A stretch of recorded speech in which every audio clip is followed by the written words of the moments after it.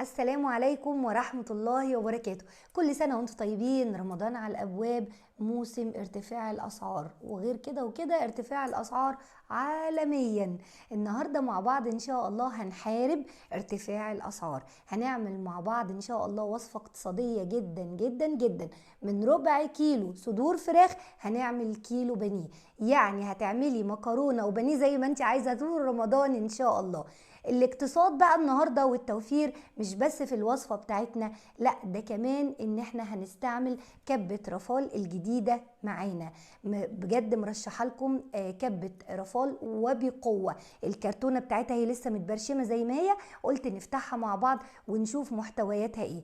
اولا الوحيده في السوق منتجات رافال كلها اللي ما رفعتش السعر، بتبيع لنا بالسعر القديم زي ما هو. يعني عارفين كده القلب على القلب رحمه، وده اللي رافال عاملاه لنا، ما رفعتش الاسعار. شوفوا الاسعار هتلاقوها في الاول وفي الاخر زي ما هي بالظبط. دي حاجه. الحاجه التانيه الكبه الوحيده في السوق اللي باتنين دورق، دورق كبير ودورق صغير، عشان تستعمليهم في كل حاجه. ساعات ببقى مثلا ايه هفرم حاجه صغنونه كده، عايزه راسين توم، عايزه مش عارف اعمل ايه، الاقي الدورق الصغير معايا. لو عايزه بقى كيلو لحمه مفرومه، عايزه اشتغل شغل كبير، هلاقي الدورق الكبير معايا.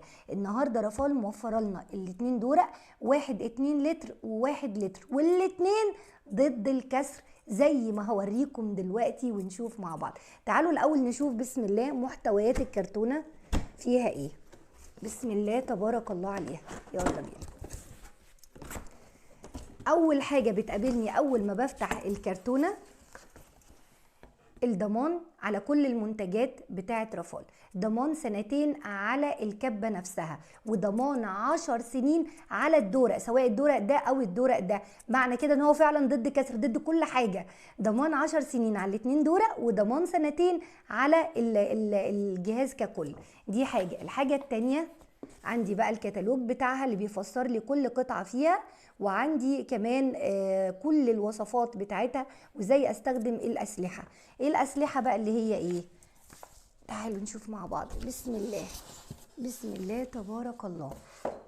اول حاجة هطلعها من الكرتونة، ده الدورق الصغير، بيجي معاه سلاح ده كده بالغطا بتاعه، سلاح 4 شفرات من الستانلس ستيل النقي جدا جدا والمصرح بيه من منظمة الصحة العالمية. يعني معنى كده ان سلامة الغذاء متوفرة معايا، لا بيصدي ولا بيسيب اي رايش او اي حاجة على الاكل زي حاجات تانية واسلحة تانية موجودة في السوق ملناش دعوة بيها. النهاردة عندي السلاح من الستانلس ستيل النقي المصرح بيه من وزارة الصحة العالمية، من منظمة الصحة العالمية. ادي اول دورق، ده اللتر يا جماعة. الدورق التاني بسم الله ما شاء الله. الدورق التاني اهو مع الموتور. الموتور موتور نحاس نقي، ماشي. دي حاجة. الحاجة التانية 500 واط، بيطلع لي 500 واط مظبوطين جدا جدا، مش زي في السوق الاقي مكتوب عليه 500 واط وبالعافيه مطلع لي 200، مطلع لي 300. لا 500 هم ال 500. كمان في حساس امان، وده مهم جدا لينا. يعني ايه حساس امان بقى في الموتور يا ستي؟ ويفيدني بايه؟ يعني لو انا الكبه عماله افرم فيها وحملت عليها شغل كتير وماشيه معايا بقى زي الحلاوه، وانا مش حاسه ان انا تقلت عليها والموتور سخن، بلاقيه لوحده بيفصل لغايه ما يوصل لدرجه الحراره المظبوطه ويرجع يشتغل معاكي تاني. فده بيديله عمر اطول، غير لو انت بقى سرحتي وعماله تفرمي الموتور سخن فجاه كده لا قدر الله بتشمي ريحه شياط. هنا حساس الامان لا بيفصل لوحده. ادي الدورق التاني ما شاء الله عليه، شايفين الجمال؟ وتعالوا بقى نشوف ده الغطا بتاعه، وتعالوا بقى نشوف كل الأسلحة، وهقول لكم كل سلاح فايدته ايه وبيعمل معانا ايه وهيخدمنا ازاي في المطبخ. اهم 3 أسلحة بيجوا مع الدورق الكبير. ادي محتويات الكرتونة يا جماعة، عالمية بمعنى كلمة عالمية. صناعة مصرية بتنافس المستورد. قلت لكم قبل كده على العجان بتاع رافال اللي ما شاء الله ضرب الدنيا، قلت لكم لما تكون صناعة مصرية يعني قطع الغيار متوفرة ورخيصة، وصيانة ما بعد البيع متوفرة جدا جدا، غير الضمان اللي موجود عليه. عايزة ايه ضمان على اي جهاز وخصوصا على الكبة؟ اكتر من 2 سنين ضمان و10 سنين ضمان على اي دورق من الدورقين من المقاسين. ايه بقى، تعالوا نشوف الاسلحة بتاعتنا. اول حاجة ده السلاح البلاستيك ده بقى يا ستي يفرم لي الثوم، ده يقطع لي الخضار بمنتهى الامان جدا جدا.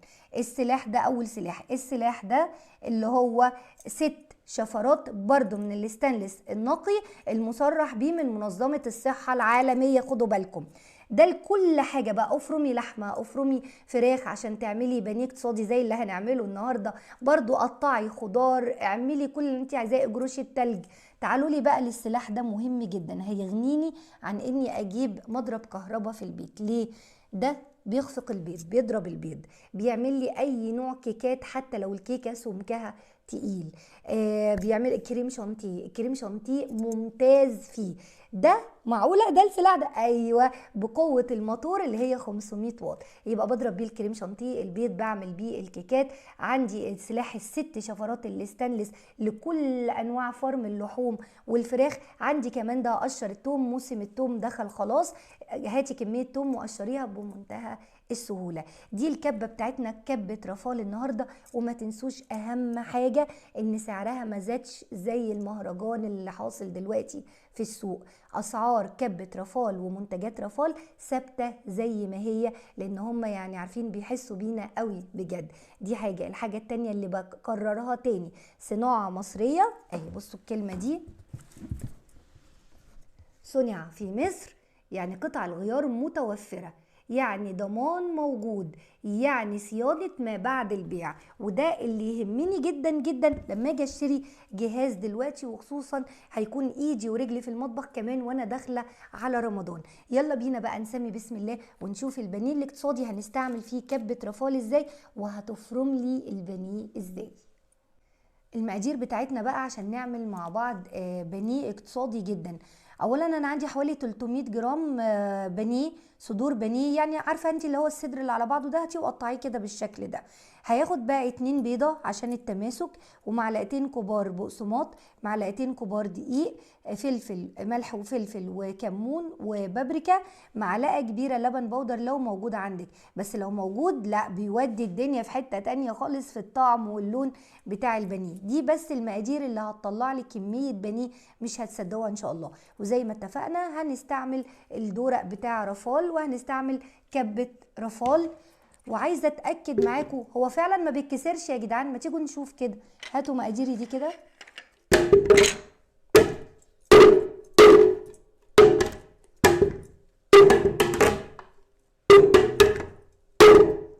ما اتكسرش لا حقيقي ما اتكسرش. انا مبهوره، انا مبهوره بجد. طب ارفع حته دايما في الدورق بتبقى دي، تعالوا كده. ابدا، زي ما انتم شايفين ما شاء الله عليه. اهم حاجه بقى عندي الكاوتشه دي اللي بتثبت لي الدورق، مهما كان فيه حمل شغل الدورق ما يجريش مني، يفضل ثابت. سواء في الدورق الكبير في الكاوتشه دي، بصوا دي، والدورق الصغير في القواعد كمان الكاوتش، يعني حتى الدورق الصغير ما تنساش. الدورق الصغير معاه سلاح 4 شفرات الاستانلس اللي اتفقنا عليه. بصوا الاتنين سبته اهم. يلا بينا بقى، بسم الله، تعالي يا ستي يلا بينا نشوف هنعمل ايه.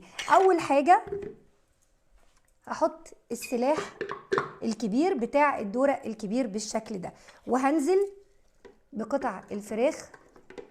يعني دي معايا ازيد شويه من ربع كيلو، زي ما قلت لكم انا وزنتها بعد ما قطعتها لقيتها 300 جرام. يلا، وهتاخد 2 بيضه، بسم الله ما شاء الله، كله على بعضه بقى كده في الكبه. وهتاخد معلقتين كبار بقسماط مطحون، ومعلقتين كبار دقيق، كل ده للتماسك.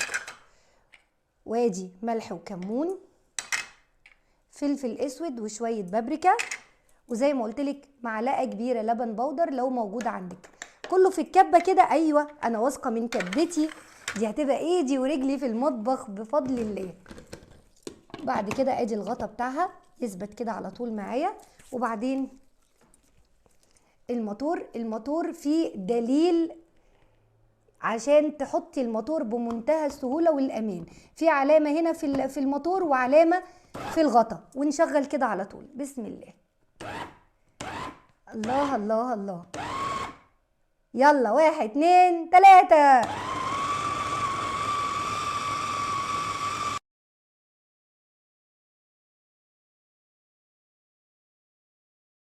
شفتوا ما شاء الله سرعة الكبة، وشفتوا قوة الموتور عاملة ازاي. تعالوا نشوف بقى الدنيا جوه. تبارك الله عليها. بصوا شموا الريحة. ايه رأيكم؟ اتفرمت في ثواني، كل حاجة اتفرمت معايا في ثواني. نجيب سباتولا كده حلوة، ولا وعملتيها يا رفال وعملت لنا كبة محترمة، كبة هتغنينا عن أجهزة كتير في المطبخ.